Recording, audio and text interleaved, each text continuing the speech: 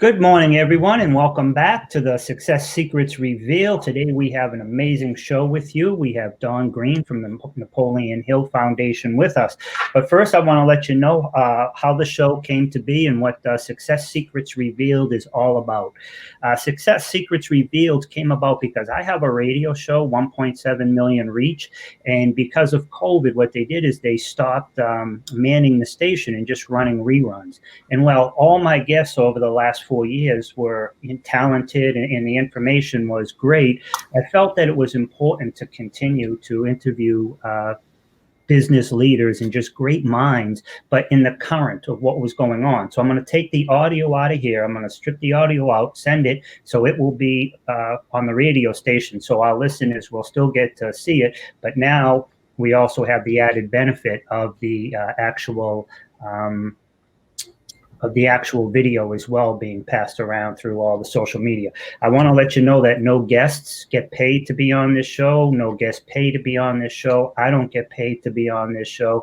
This is just strictly we're all here trying to give back and help people who are either in business and want to scale, or they want to start a business and they kind of like want to figure out what to do and learn to navigate all the pitfalls with, listening to other people, what happened to them and how they got through them will hopefully keep you from happening to you, but also if it does, you'll know how to get out of there quicker. We do have one sponsor, and that's my company, RCS Online Solutions. And what we do is we help business owners and entrepreneurs. I mean, let's face it, we're all here to serve, right?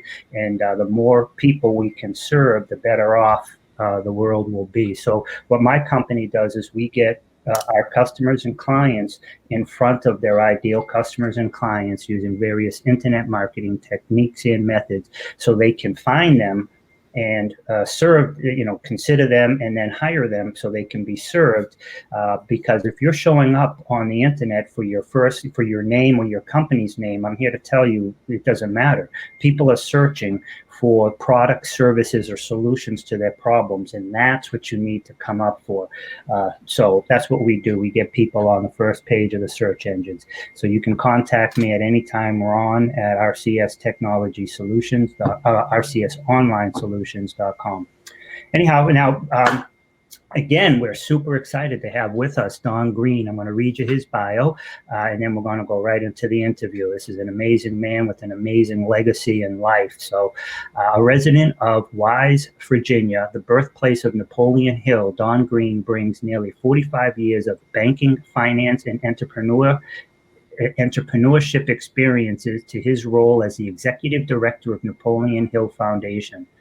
His first youthful business venture was charging admission to see his pet bear. I love that. Yes, the living, growling kind.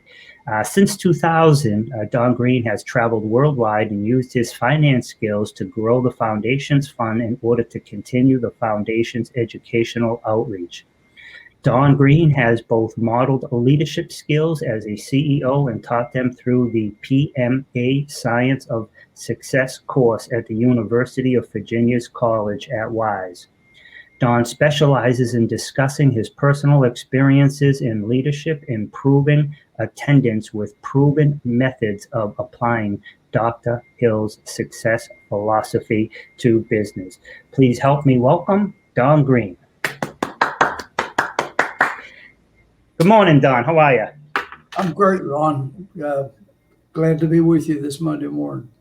Thank you so much for joining us. The guests, if they don't know who Napoleon Hill is, I'd be super surprised, but to actually have the CEO of the foundation on to share with us, and I know what PMA stands for, but I'll let you get into that and help educate the people and let them know about Napoleon Hill, how he came about, what's currently offered, and what's coming in the future.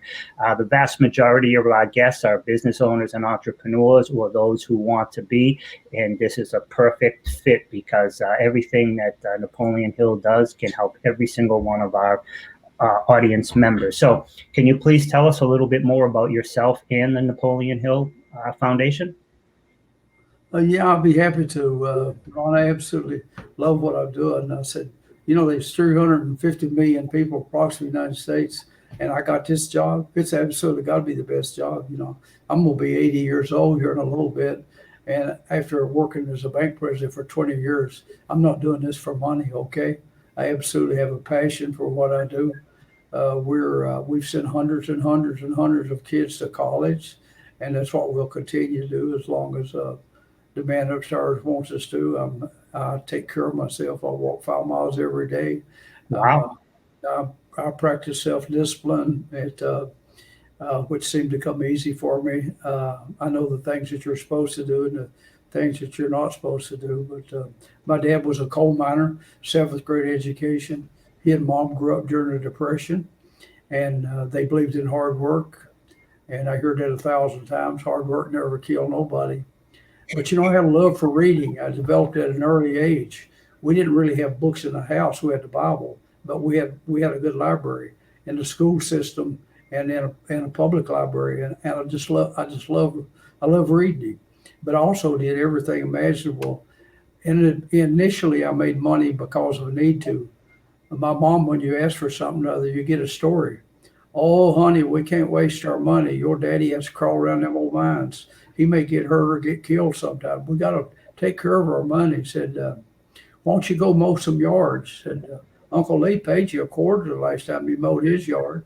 And said, he'll pay you $25. Said, he's not got no boys. And so it was that and picking up pop bottles at a penny a piece. I did so many things, selling the vegetables out of the garden, setting a little stand upside the road, cutting Christmas trees. I sit there with a piece of paper way before Christmas break was, and I'm calculating how much money I think I can make while school's out. My mind was on the money, and it was a necessity. At an early age, I thought success was $1 million, gold Rolex, black Mercedes. And of course, you change as you get over it. And of course, them were goals I had when I was making $1.15 an hour, I believe it was, a little over $1.15 in the early 60s. But I was riding around as a collector for a finance company, getting 7.5 cents a mile for use of my old 56 Chevrolet. But I was listening to cassettes. I was listening to Napoleon Hill, Zig Ziglar, Dennis Whaley, and those guys that was been here a little bit before me, or some of them still around, like Dennis Whaley, good friend. But I was absorbed in that material. And one summer I worked some days in a coal mines up in West Virginia. My brother was 2 years old, almost 4 years older. He had driver's license, and we got a job making 75 cents an hour pulling mining steel out of coal mines. They would absolutely send an employer to jail for employing kids back in a mine with no safety precautions. But we tickled death to do it. But in that day, I can recall it. Boy, this is hard work. It's about 40 inches high, which means you couldn't stand up. You forget and you hit your head against the ceiling. And something just said to me, Don, people like your daddy, they work at underground mines and they make a decent living, I guess. But people that's really making good money is them people you've been reading about in them books, and they're using their mind. Yeah. And I vowed that I would get an education and I would learn what other people's doing. And I don't mean to boast or anything, but I've read thousands of books. And not only, when I found out Hill was from the area and reading his, I not only read his books and over and over and over, but I tried to read everything that he read to see where he got his information from. He read a guy, Orson Swett Martin, who had a doctorate and law degree from one of the Ivy League schools. He wrote books like Pushing to the Front, Every Man a King, and so forth, positive books. He read Samuel Smiles, who wrote the probably first self-help books. 1859, he wrote a book called Self-Help Psychology, and it's basically stories of people to overcome adversity. And I just kept reading. He read John Dewey's book, 1910, I believe, How to Think. He read Ralph Waldo Emerson's books, and he quotes him on Theory of Compensation. And he was an avid reader also. And Albert Hubbard, who died on that submarine when it was hit by, on a ship hit by a submarine in beginning of the war, and he and his wife both drowned.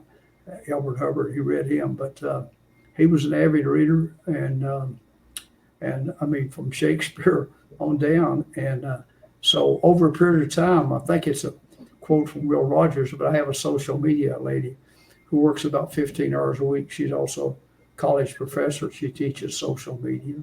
She has a couple of master's degrees. But she hung a little sign in my office one day while I was going to lunch.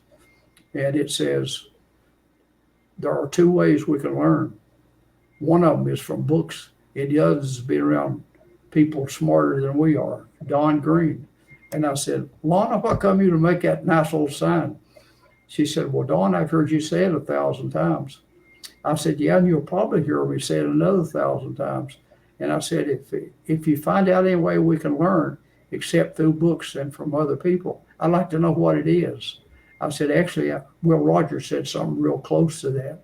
And if we don't read, we're like Mark Twain, who said people that don't read, well, they know better off than people who can't read. So it's necessary that we read. I mean, I got a book I did with Jim Stovall recently out called The Gift of Giving, and it's living a legacy rather than just leaving one. It's doing good deeds while you're still alive. And this lady remarked, oh, I love to read, but I don't have time. I said, now, come on, don't have time? I said, me and my friends, we did a cable TV company we had for a number of years, and it was very, very profitable. We sold out to one of the big guys. But I said, people watch TV on the average 5 hours a day. We don't have time to read. It's called we don't make time to read. We all got 24 hours a day. Same day. So to say we don't have time to read it's a matter of we don't put that much importance on it. Leave a book in your car. Leave one in the bathroom. Leave one on your coffee table. Put one where you're having breakfast in the morning. There's always a time if you got to wait or somebody on someone. I got a Think and Grow Rich in my car door in my side panel. I can always reach down there and get that and read someplace I've marked or it looked like it's had a rough life, but it's been through so many times. But I love it. Difference. Yeah, and today we even have audio. So I mean, like me, I've just been re-listening to 3 Feet from Gold from Greg Reed, the original version from 10 years ago. I just been re-listening to that. I just downloaded, I got it on my phone. I listened it to YouTube. I was in the gym this morning. So we have so many opportunities. Absolutely. You know, in that one, I see, I had it out. Let's see. Yeah, I did a thing on where you can see it or not, but that's an advertising for Napoleon Hill in 1933 to speak it's February February 15th, 1933, 8 p.m. In Baltimore. And that's sponsored, you notice, by R.U. Darby. That's where he got that story from. And also the little girl, I got to have that 50 cents.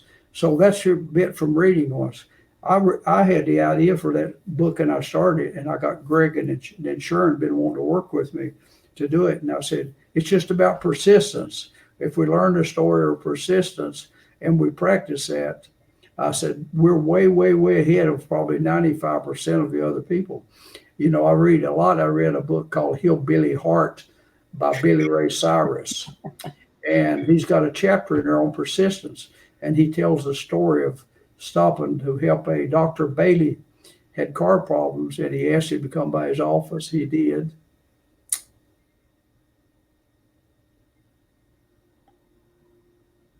Dr. Bailey? Yeah, I don't see you. Can you see me? Yes, I can see you. Okay, Dr. Bailey.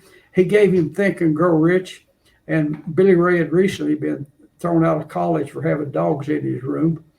And he said it was like a voice spoke to him and said, Billy Ray, buy you a guitar and start you a band, and so forth. Positive. And his chapter was on persistence. And of course, we know he struggled for $50 a night, $100 when he could. Then he come out with that record, Achy Breaky Heart that girls like to dance with, and of course the rest of it was history. Yeah. But we read other stories, and that's the reason we read. We can learn how other people, and I mean, like Steve Harvey, read his book. He said he's read Think and Grow Rich 25 times.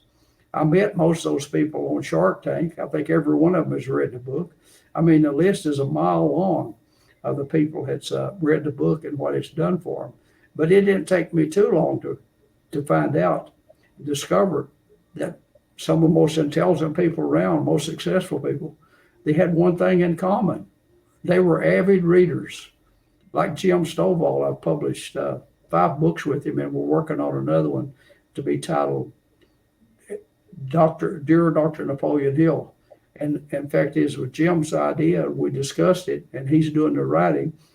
He's letting people who's been successful write him a page or 2-page, and he's going to compile it in a book, probably be 50 or 60 individuals. And he's all the money will go to scholarships. He's not taking anything for it.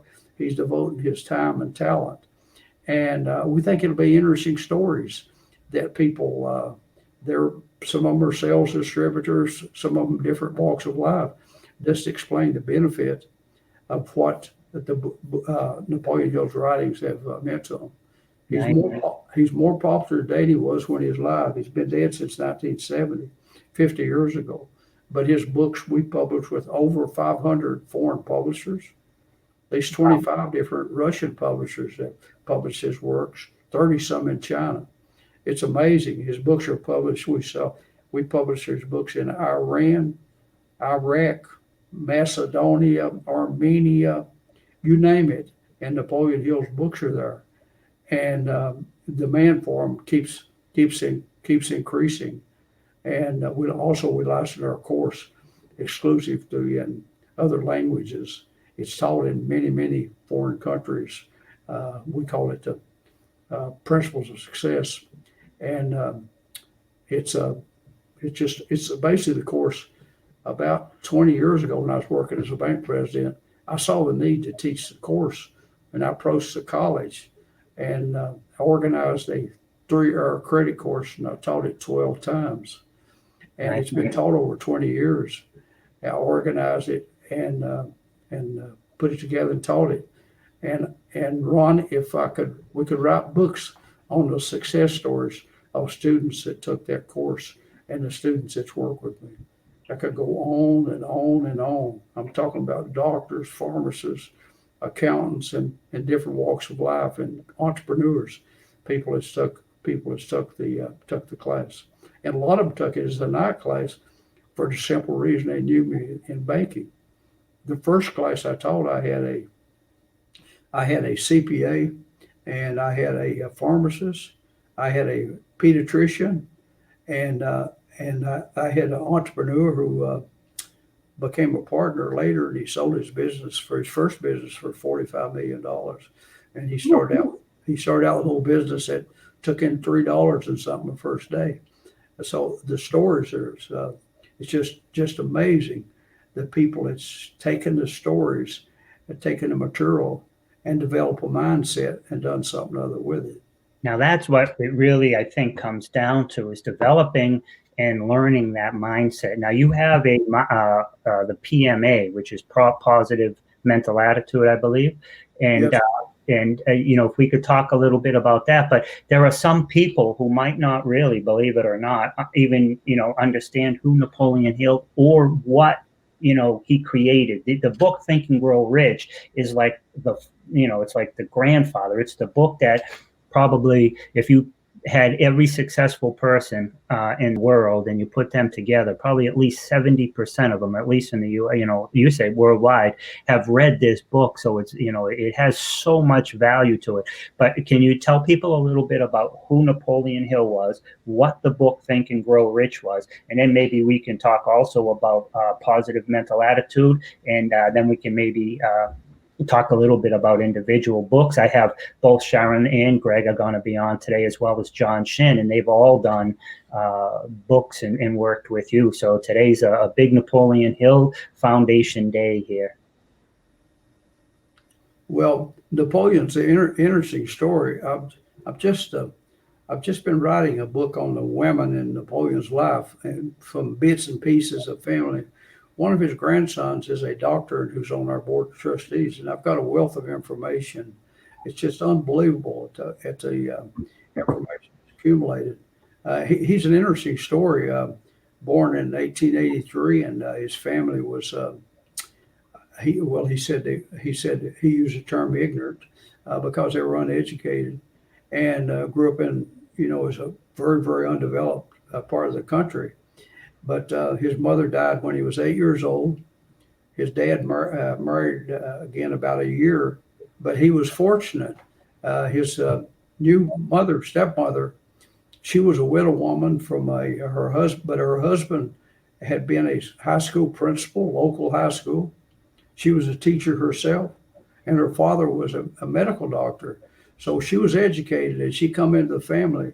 She changed things, and she told them, and she encouraged Napoleon, and she encouraged him to give up his six gun that he is notorious for, and got him a typewriter, which was a rarity in this part of the country.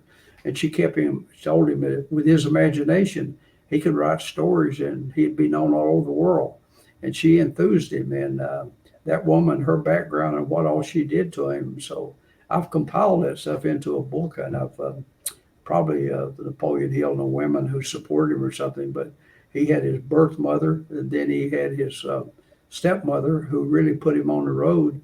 And she saw lots of those books published. She didn't die until 41. So she saw all of his good first books published. But then when he was working in Washington, D.C., he met a young lady and through a newspaper ad as Florence Horner. Her uncle was governor of the state, and she stuck with him for 25 years. They produced 3 sons. The family supported him. They were well-to-do. They were in the utilities and lumber business and so forth. And I guess it cost him his marriage because for 25 years he'd go anywhere for $100. He was so enthused about promoting this philosophy of success, as it had been called by Andrew Carnegie. His wife got tired of it. She divorced him, but she was in love with him. She never remarried, and she produced him 3 sons. One of them who grew up to be one of West Virginia's most decorated soldiers.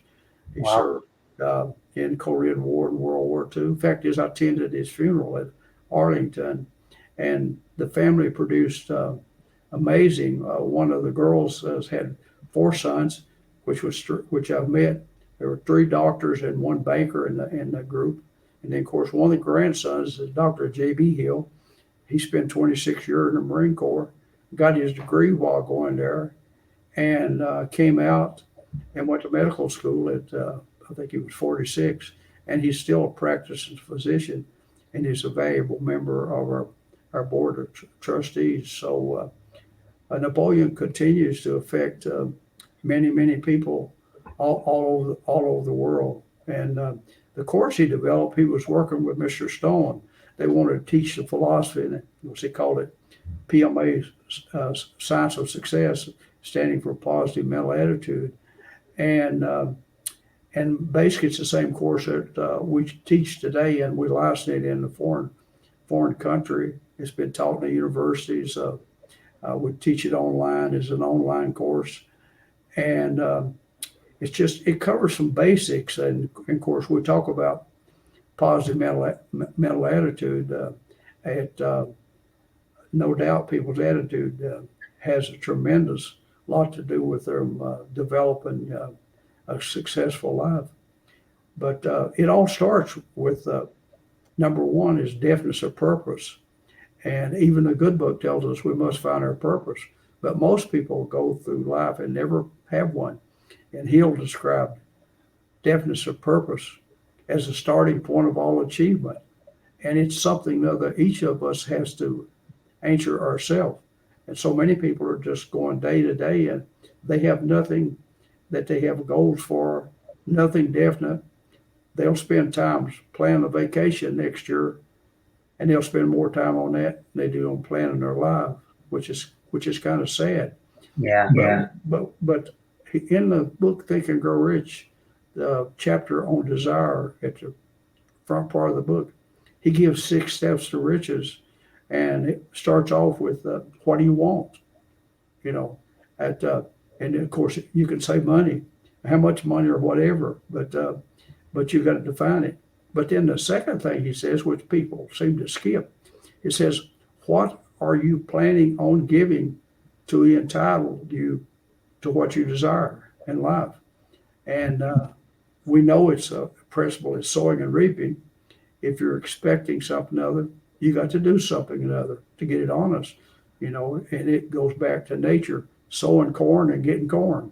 And we have to do something for it. There's only one way to get money legitimate, and that's sell something other.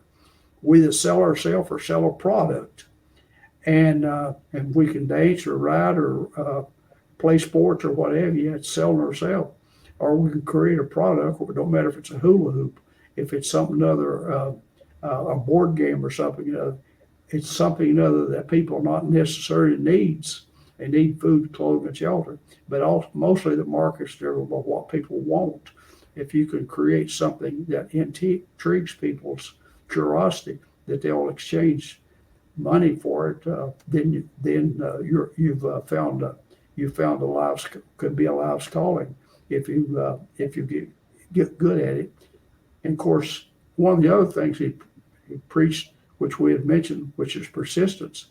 And in some of his lectures, he used to ask, how many times on average do a person give up when they have an idea before they quit?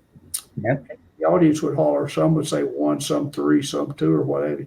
He said, no, I said on average. He said the average is less than 1. Most people never start. They die with ideas in their mind, but never implement them, because he said most people are waiting till everything is perfect before they start. And guess what? And I run into it a lot of times on people on a lifestyle course. They're waiting for this or they're waiting for that. But he says, start off from where you are. You'll meet obstacles along the way. You either find out what the solution is or you get someone to help you solve them. But people are waiting for everything's perfect, and things are never perfect. The thing is, he tells us, people say $1 million idea. Ideas in themselves are worthless until someone implements them. Don't matter what it is. The idea itself is worthless until you do something other about it to develop it. But he laid out a wonderful plan for success for people that can think, and for people who's willing to work hard and have a passion and have enthusiasm about what they're doing. I said, Ron, you can be a success at anything if you're willing to go to bed at night thinking about it, waking up thinking about it, and keeping it on your mind during the day and doing something about it, one step at a time. If you and I was in, let's say we're starting off in New York City and we wanted to go to Florida, we know we got to go south. That's the first start. But because we don't know all the stops and all the red lights and so forth, we can't sit there and talk about it forever. If we're going to get to Florida, we got to find out what mode of transportation, and we got to start. Yep. And we'll figure the rest of it out as we go along. Yeah, I think that's important. So many people, a lot of feedback there, but so many people will get some information, but they'll never take that start. And it's like be, do, have. I will be when, be, do, have instead of have, do, be. They get into that mindset that everything needs to be lined up and everything needs to be a certain way before they actually start. When, in fact, like you just said, the important thing is just to get started. And along the way, you'll figure out what, you'll navigate it. Plus, there'll be other people there to help you. So I love the simplicity of it. Just get started. Turn off the TV. Figure out what you want. Clearly define it. Take some steps to make it happen. And if for some reason that particular avenue didn't work out for you. Well, what you've learned along the way, it's not failure, because what you learned along the way will help you. Now you might have just changed course a little bit and started doing something a little bit different. Well, you have to learn those things that don't turn out right. You can either learn them as lessons to keep going, or you can take them as it gives you to quit. But guess what? We have the choice, and it's important. And everywhere it is, I know I gave a talk one time to a Chamber of Commerce, and to break, this lady is identified herself as a school teacher. She said, "Oh, I have goals, but I don't write them down." I said, "That's what we call dreams.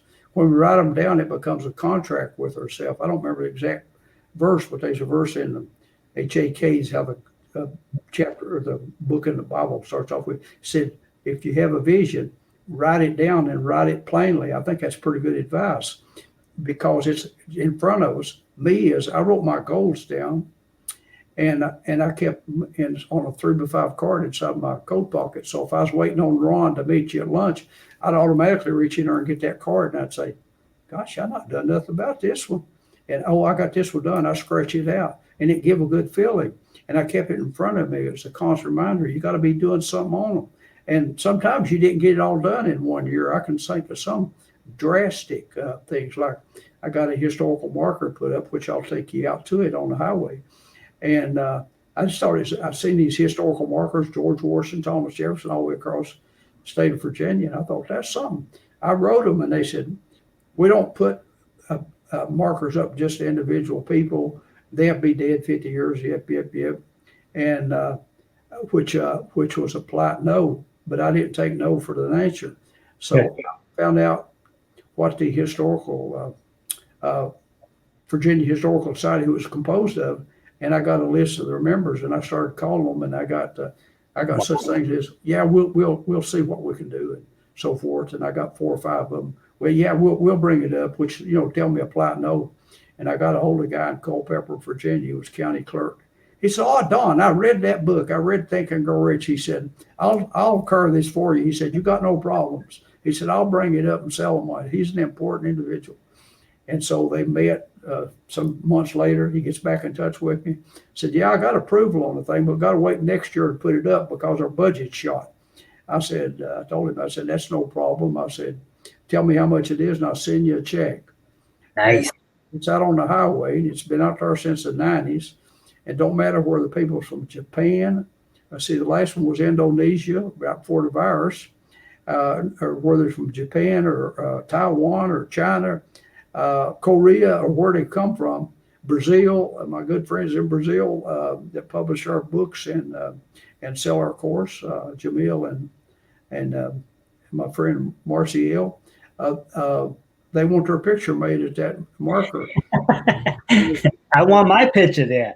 But what I love about that story is you took the no as a not now. You didn't take it as a no. It was not now. It was maybe not this person wasn't going to be able to help you, and you stuck with it until you found the person who would.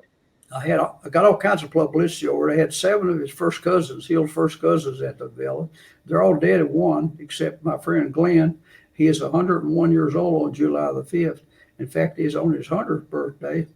I interviewed him. He remembers Napoleon. He lived close to where the little church they attended. But we had a tremendous crowd turn out for the thing, TV, news people, and what have you, at the unveiling of that marker. And not too many years ago, I got a call from a guy that's head of the highway department in the area, Mr. Turner. And he said, "Don, they're giving me a retirement dinner, and I'd like to have you attend it." I'm thinking, well, gosh, what have I got to do with the highway department? So I told him, "Yeah, I'll be there." I went. And of course, some things came up. When I got the marker put up, I called and asked them, would they plant grass and all down there? You don't make it presentable. And called me back in a few days, said they sent a man down there, but said that land don't have no topsoil on it. Said grass won't grow. It'd been coal mined, if you know what that means. They took all the topsoil off, and it's just subsoil, and it was just a few weeds. And so I called my brother-in-law, who had a landscaping company, and I told him to haul topsoil down there. And he did, and spread it out, had the men spread it out. So I called them back and told them that I had topsoil put on down there. And would they go ahead and sow the grass? And I was going to do a flower program with the garden club ladies around that marker. So when people went by it, they'd could stop and have their picture made. And so when he introduced me that night, give me a nice plaque hanging on the wall here somewhere. He said, I want to introduce you to a man that does not know what the word no means. And Don, that's the reason he wanted me there. So Jim Stovall, somewhere or another, he picked it up about 4 years ago. He came down here and spoke to the students at Napoleon Hill Day, which we've been having for 20 years. And he said, that's what he said about it. He said, yep, he'd got to know Don Green. He said he understands he's the man that don't know what the word NO means. But Jim and I, we've had a tremendous relationship doing books. And it's all because of when he was going blind, Lee Braxton mentored to him. See, and this is the advantage of reading books. I read one of Jim's books, and he talked about being mentored by Lee Braxton. And Lee Braxton's a tremendous story in itself, but he delivered Napoleon's eulogy. And we have a copy of the eulogy. And so I called Jim and I said, Jim, did you realize that your mentor, he delivered Hill's eulogy? No, I didn't know that. And I said, I'll send you a copy of it. So one thing led to another. And so I published 4 of his books, which he gave me all the money for them. They're called The Wisdom of Winners. And he has a column that comes out every Thursday, which is free. He's been doing it more than 20 years. And I've never read a bad one yet. You can go to Jim Stovall's Wisdom for Winners. And I said it's free. And he'll write on an educational topic. He's a financial genius. And like I said, he's written 48 books. And he told me the other day, and he had 4 or 5 others outlined. But he's going to finish this one, Dear Napoleon Hill, first, letting people spouse out what the writings of Napoleon Hill has benefited their lives, and maybe it'll help somebody else. Plus, I love it. Don, we got like 8 minutes, 8 to maybe 10 minutes left. And what I'd love, I mean, you have had such an incredible life. You've been around so many successful people. There are so many stories. I wish we could talk for like 2 hours. I bet you we wouldn't even scratch the surface. But if there were 3 things that you could give, 3 pieces of advice coming from someone with like your vast knowledge and your experience, this is huge. So anybody listening now, live or on replay, get a pen out. If there are 3 tips or pieces of advice that you could give somebody who is either an entrepreneur or a business owner right now, so they could, achieve even greater success, or somebody who wants to be, what would be the 3 pieces of advice that you could give people now? Well, I'm assuming these people are in business. They want or they want to be. Yep. Become an absolute expert in what they do, and there's 2 ways they'll do that: it's reading and being around other people. And this material, it's not just for business people either. I mean, you go on YouTube and you can see the Reverend Charles Stanley. He reads a book every year, and the qualities that he teaches in there. And Jim told me the last time he had spoken to Billy Graham, Reverend Graham, he said, "What have you been reading?" He said, "I'm reading that chapter on going the extra mile."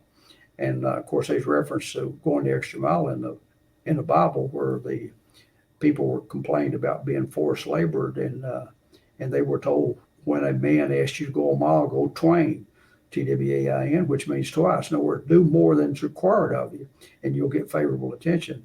So I don't know nobody that wouldn't help, but that's the one thing. I published the book Napoleon Hill's Golden Rules, articles he wrote in 1919. He talked about our social and our physical environment. We can't do much about our color of our eyes and our hair and our physical makeup. We're 6'4" or we're 5'8". We come here with that. But the other one is our social heredity. We can change that. We can associate with people that we want to learn from.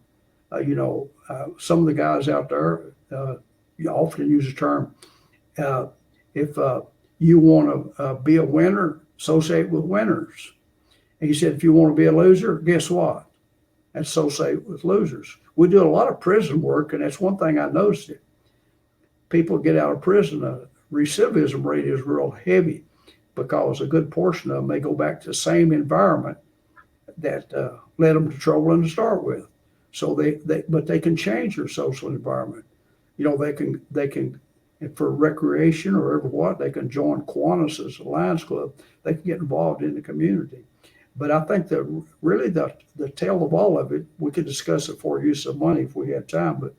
But I think with all of it in mind, and some of us it takes us longer than it does others, but we should always have in mind to give back.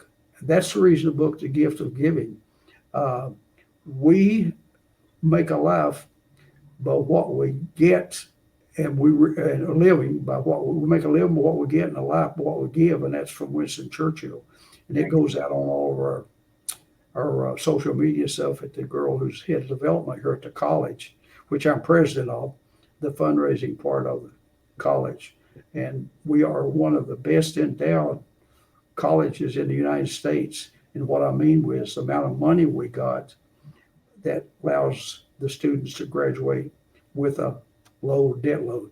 We're always in the top 10 in the whole United States, and have ranked as high as 2 in the low debt that the student, which is a blessing that they can graduate owing very little money.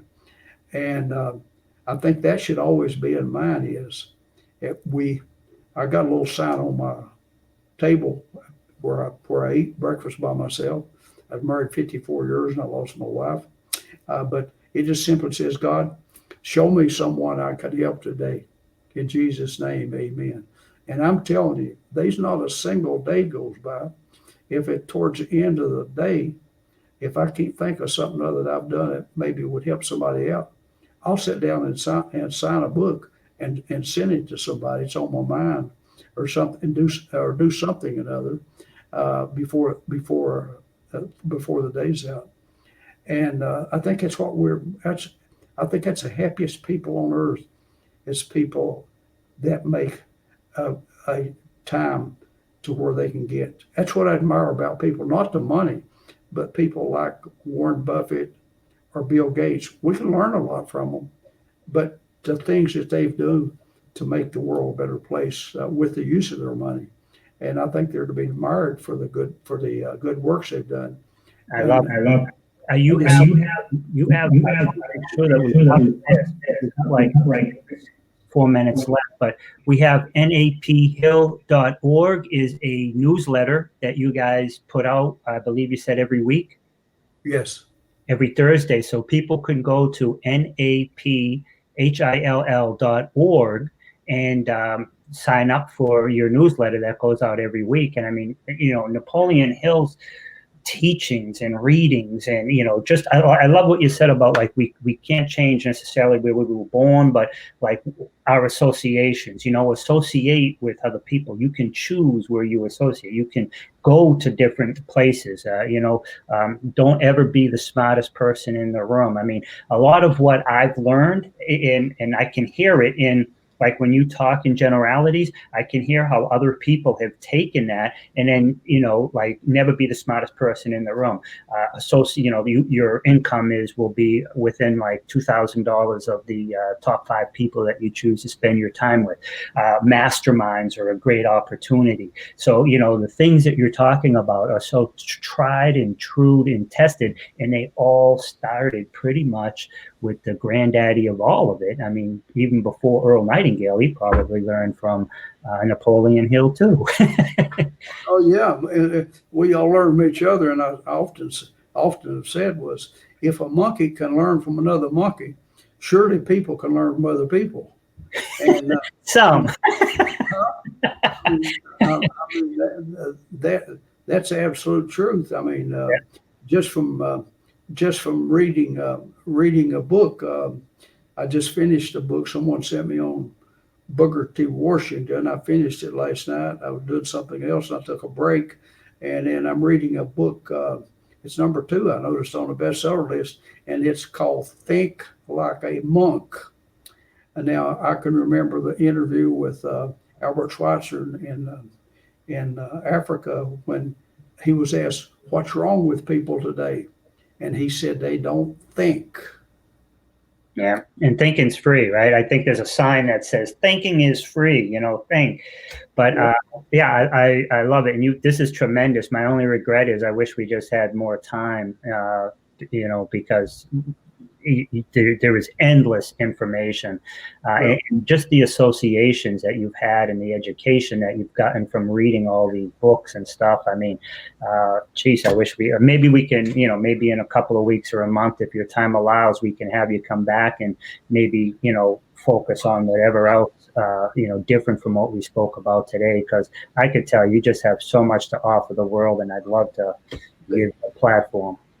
Well, a lot of people think it's outdated, but I recently ran across a piece that, of course, I've seen it before, but Hill wrote a piece on intolerance over 100 years ago, and boy, is it ever appropriate today. And basically what the little short essay said was that he hoped today came about when we were not known as Jews, Catholics, or Gentiles, or where we was not known by the color of our skin or by our race and so forth, and so that we would be simply known as brothers and sisters. And boy, couldn't we ever use that today? Absolutely. That basically we shouldn't be judging people because they're a man or a woman, or because of their accent, or where they're from, or what the religion they got on. That we're all kin, and we're matured when we can do that. And I said it was on intolerance, and he wrote that over 100 years ago, and it was like, golly, that was needed in 2020. Yeah, absolutely. So he was way ahead of his time. Yep, Booker T. Washington. I might go read that too. But I'll be honest with you, I'm going through all the Napoleon Hill books that I've read before. Like I told you earlier, I'm reading Think and Grow Rich again. I mean, I'm listening to 3 Feet from Gold. Then I'm going to do Outwitting the Devil again, and Think and Grow Rich. And there's like 5 books that I just going to redo again, and then just start to listen to some other new stuff. But I want to tell you, thank you so much for being a guest. I know you must have literally thousands of requests a week or a month, and it's only so much time in a day. And I'm grateful so much for you to come on here and enlighten our listeners and offer the free, they can sign up. And then also you give your email. Your personal email is napoleonhill@uvawise.edu. That's napoleonhill@uvawise.edu. And Ron, I've said it 1,000 times. I'll say it 1,000 times more. People always ask me what I should invest in. Of course, I'm sure they're talking about something in the stock market, but I don't give that kind of advice. I give every one of them the same advice, and that simply is the best investment they'll ever make is the investment they make in themselves. I love it. The second best investment they'll ever make is in their employees or their family, and there's no better money invested than when invested in ourselves. It'll make the highest returns, I assure you. Yep, I love it. Thank you so much, Don. I really, really appreciate it. Anybody who hasn't read Think and Grow Rich or isn't familiar with the Napoleon Hill Foundation, I highly recommend it. I mean, you can even just get their newsletter and start there, get their audio books. We all have time. Turn the TV off, listen to, get up an hour early, go to bed a half hour later. I mean, do whatever you got to do, because once you start listening, learning, and then implementing these things that you're going to learn and you're going to hear and learn, your life will get better personally, professionally. So it's just pure benefit. So I highly recommend everything related to Napoleon Hill Foundation. And Don, thank you so much again for. You're very welcome. And social media is very important. Getting the message out. He told us growing up, build a better mousetrap and they'll be the path to your door. They won't. If nobody knows you got the mousetrap, you got to tell them, and you got to tell them again, and you got to tell them again. Exactly. So the social media is extremely important. Yeah, get the word out, do lives, do whatever you got to do. Don, thank you so much. I really appreciate all your time today. Send me a link, and I'll send it to my social media lady. Absolutely. I'll send you links of everything, of all this, the blog articles, everything that we post with this video. Thank you so much, Don. Bye for Thank now. you very much. I enjoyed it.